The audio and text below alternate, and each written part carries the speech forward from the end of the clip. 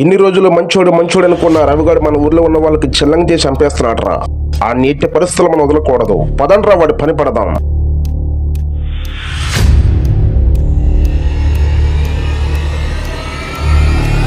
అడిగోరు ఆ రవిగాడు. ఆ నా కడుకుని వదలకండి.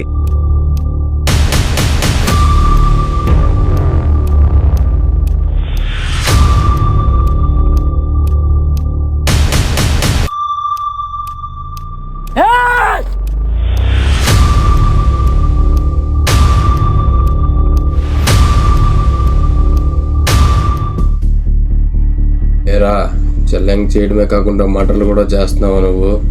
చిల్లంగా అంటే నాకేంటో తెలుసు సార్. చాలా చూసా ఇలాంటి మేము. అర్థమైందా? ఆవిడ ఇంటికులు, ఆ కమ్మరేకు, ఆ గుట్ట, ఆ మొత్తం నీవే కదా. రాత్రిపూట ఒంటరిగా తిరగడం అవన్నీ చేసేది నువ్వే కదా. అది నేనే సార్.